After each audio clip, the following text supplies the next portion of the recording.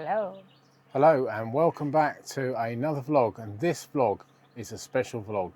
It's all about our top tips and our ultimate survival guide for going to Puy du Fou in France. We're going to kick it off with the planning. The planning, yeah.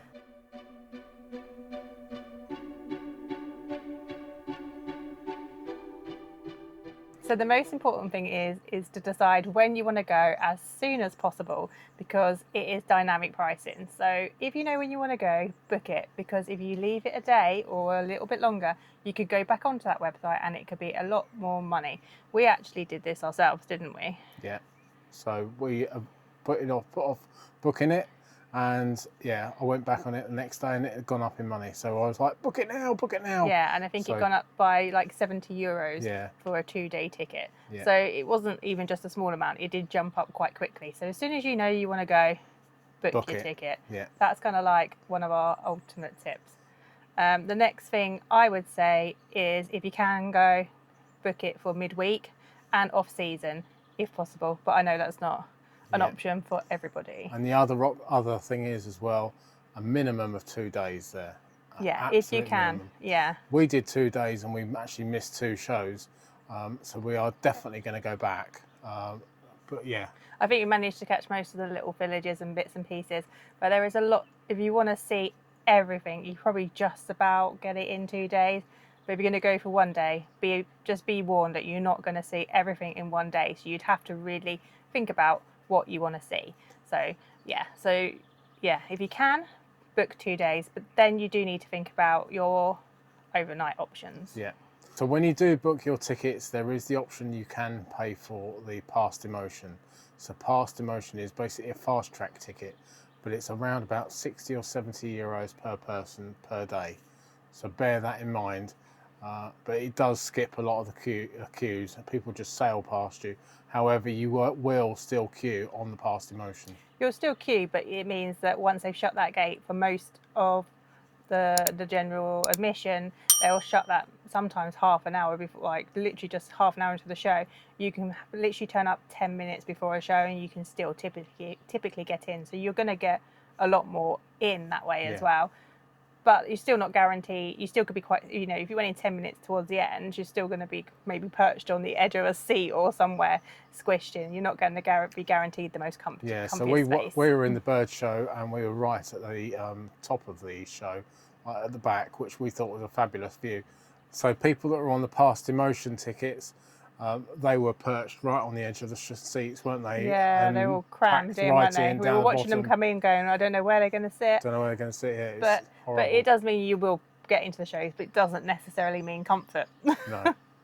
So also, before going to the show, our final tip would be to download the app. So once you've booked your tickets, it will kind of tell you to do this anyway, but you'll be able to then plan your days that you're going and select your most important shows. So download the app and start to prepare your trip. Yeah. So that's kind of like your planning stage.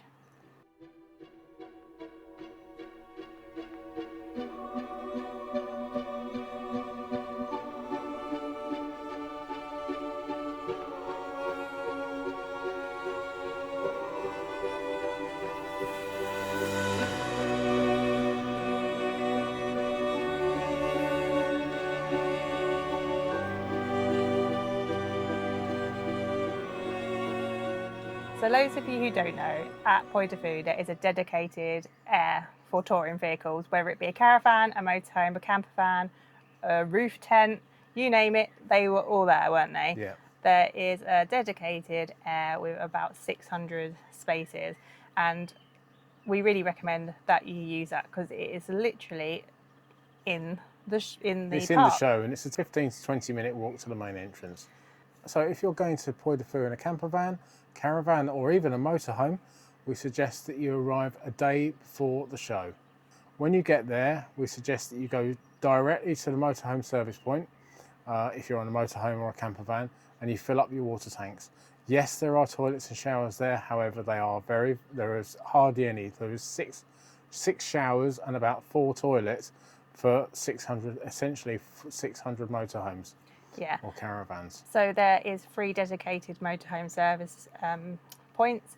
So when you get there, if you get there the day before, you're not going to be feeling like you're in a rush. So you can go to the motorhome service point. If you've got to wait a little bit of time, it doesn't matter. And if you've got them onboard tanks, get them filled up, get your toilets empty, because then you're going to just feel more relaxed and ready for the show the next day. As Matt just said, there is the toilets and there is the showers, and there's also dishwashing there as well. But they were literally there was queuing, and so it's not very fun. So if you can be self-contained, then do it. They were still queuing at 11 o'clock at night, 11:30 at night, Yeah. when we came back from the night show. Yeah. So just if you are going to use the showers, bear in mind that you're going to continue to queue. Yeah, you're just going to be queuing. Yeah. Okay, so there is an on-site bakery with very, very small shop. However, it's only open 7:30 in the morning until 9 a.m. If you do want bread for that day, we suggest you go to the shop during the afternoon, just scan the QR code, and then you can pre-order your bread or whatever you're going to order. If you are an early riser and do get there at 7:30, you shouldn't have a problem, but you still will be queuing. Yeah. But don't expect to arrive there at 9:15 and walk away with a baguette. So if you want it guaranteed and you might not be up for 7:30, then we would definitely recommend to pre-order. Yeah. So just on the camping, before we move on, I just want to say, so all the pitches have electric hookup, which is really, really good. They're not the biggest of pitches, so there are some that are a bit longer than others, but it is like a normal kind of Aire for motorhomes. So don't expect to be putting up massive awnings and things like that. You have got very limited space. You'll see in the ground there'll be two like blocks. You're expected to be between the two blocks. Yeah, it works like a pay and display system as well. So when you get into the car park, you take your ticket, and then when you leave the car park, you pay on the exit. So you pay for the time that you have been in the Aire. So for getting into the show, there is a shuttle bus, however, which is supposed to run every 30 minutes. Supposed to run every 30 minutes.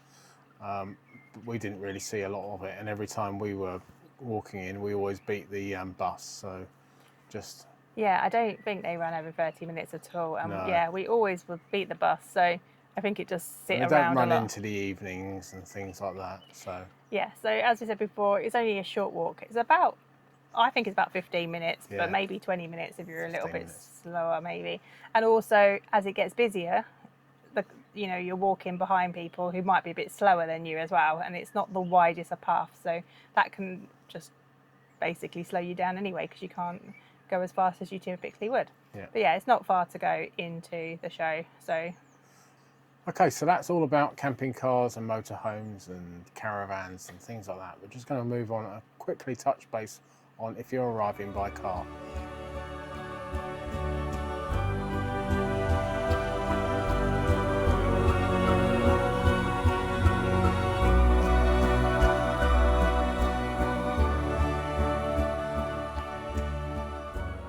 We suggest that you arrive at least 1 hour before the park opens. The reason for this is there are extremely long traffic delays in the areas. The roads aren't that big, so we highly recommend you do this, because then that gives you a little bit of time to get parked and then walk up to the park opening area. Yeah, the last thing you want to do is feel like you're stressed out, trying to rush to get there, and then park up and then have a good 20 minutes walking before you've even reached the gate. So you want to give yourself plenty of time. If you're there an hour before the opening, you've got time to park, note your parking space, walk to it, because it's not going to be that close, go through security, and then go through the ticket office. By that stage, hopefully you wouldn't have missed much of the show, and you're going to feel much more relaxed. Yeah.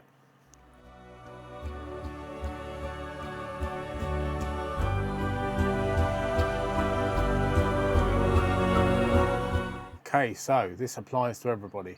We highly recommend you take a packed lunch in.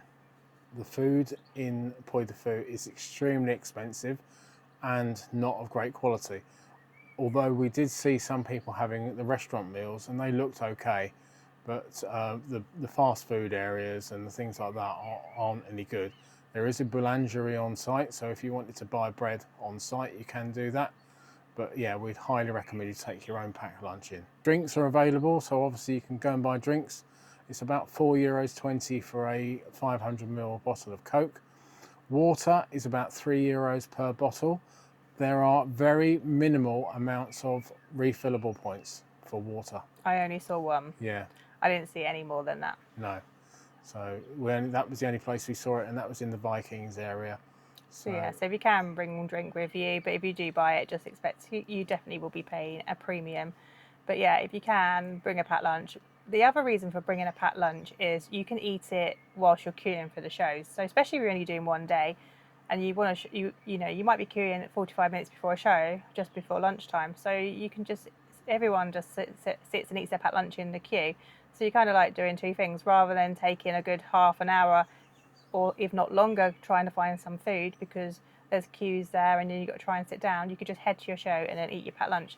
So it also means that you might be able to squeeze an extra show in. Yeah.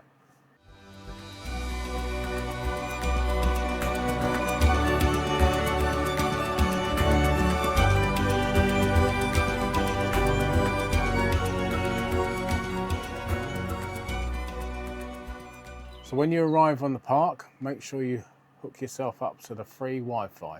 However, the free Wi-Fi can be extremely slow, so make sure you have plenty of data.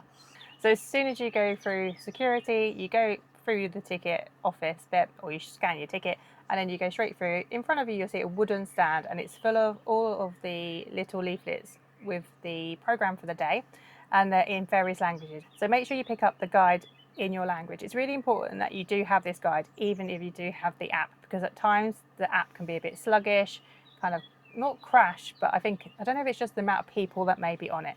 So it was handy just to have the guide as a backup. So we do suggest, also it makes a good little souvenir. Yeah. Okay, so what to wear at Puy du Fou? Comfortable shoes. You will be walking a hell of a lot.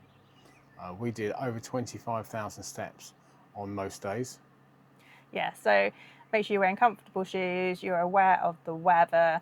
If it's hot, you want sun hats, sun cream. If it's rainy, you want rain jackets. So just make sure you're really aware of the weather, because most of the shows and the queuing will be open to all elements.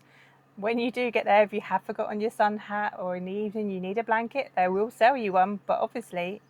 Pass the hat down. So if you have forgotten your hat, they will sell you one. but it will be at a premium. That's a premium, but it's quite a nice hat. It's a nice hat and it makes a nice souvenir, but you don't want to be... I didn't see actually like any sun cream or anything like that. So make sure you've got everything that you need when you go in there. So our next kind of top tip would be to make sure you go to your most wanted shows as soon as possible. So we really want to go to the bird show, and on our first day we left that show.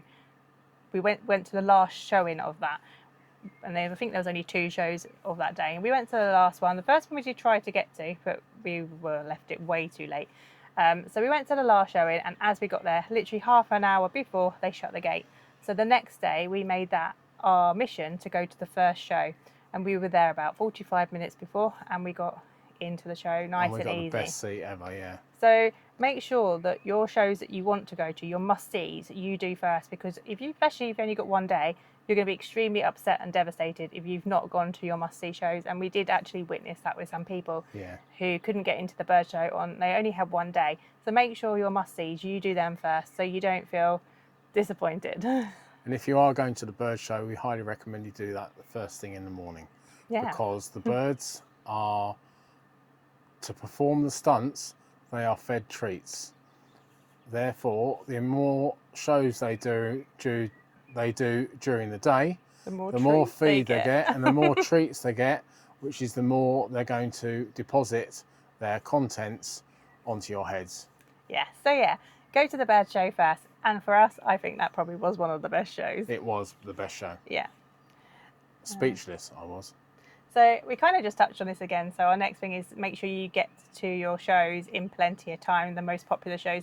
Make sure you're there. I'd say, they say at least 30 minutes. I'd say between 30 and 45 minutes before, because then you will get into that show.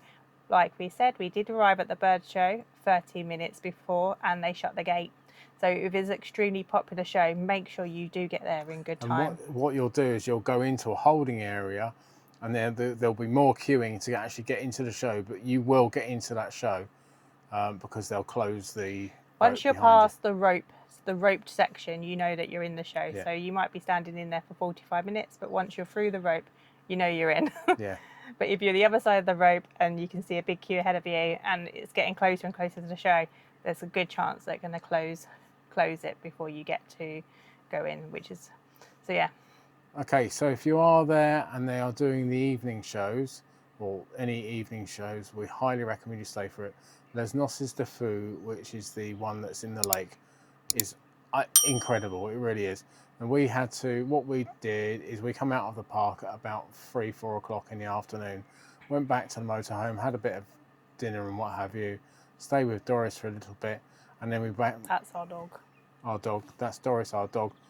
And then we went back to the show around about 8 o'clock in the evening, had a little stroll around some of the bits and pieces that we hadn't seen, so like the gardens and the little zoo sort of area with the animals, and then we went to Les Noces de Fou and we sat down. We sat there for a good half an hour before the show started, and yeah, it's well worth seeing. So that show is included within your ticket, but there is also another evening show. I think it's called the Cinéscénie, isn't it? Yeah. And that's an additional ticket, additional price. But that is like it looks amazing. We haven't been to that one, but No. It's like a fireworks show. So if you can go to that one, well, I can't say I recommend it because I've not been to it, but it's something that we would go back. We want to go back and see. Definitely. So. But we would 100% go back to Puy du Fou. I would probably do another couple of days there, but because some of the shows were just that good, you wouldn't get bored watching them. No, you could just repeat some of them again and again. Yeah. So I think the only downside of Puy du Fou for us was we watched the shows and they were absolutely amazing. But what we thought we could do is listen to it on an audio of English via the app. But unfortunately, it wasn't available, was it? It wasn't working. It seems to be working on the Spanish shows, but not so on the French ones. So it's a real shame that we couldn't do that. Yeah. Maybe there's a problem. I don't know. I'm not sure, but I suppose my tip would be and what we were doing is once we're in the show, because often you're getting in the show and you've got half an hour to wait, you then look on your app at the show that you're on and just read the little blurb about what that show actually is. And it tells you like the little story, like a short summary of the story of the show, so that when you are watching it and they're talking and you kind of like can work out roughly the gist of what's going on. It didn't like spoil it or anything. It was still absolutely amazing. But obviously if we could understand, it would have been like even more mind blowing, wouldn't it? Yeah. So yeah, that just make sure you read the blurb because I think that will just help you. And make sure you go to the indoor shows as well as the outdoor ones. Just go to all the shows. Go to as many shows as you can. Go to as many shows as you can. But I think that's it really. We really enjoyed our time there. We would 100% go back. Yeah. And yeah. Anyway, so we really hope you have a fabulous time if you are going to Puy du Fou. It's highly recommended. And yeah. Excellent. Also, if you've got any top tips that you want to suggest that we've completely forgotten about, make sure you drop them in the comments below to help out others. Yeah. So if you like this video, please give us a thumbs up. If you haven't already subscribed, please do subscribe. Don't forget to follow us on Facebook, Instagram and TikTok, and we'll catch you on the next one. See you later. Bye for now.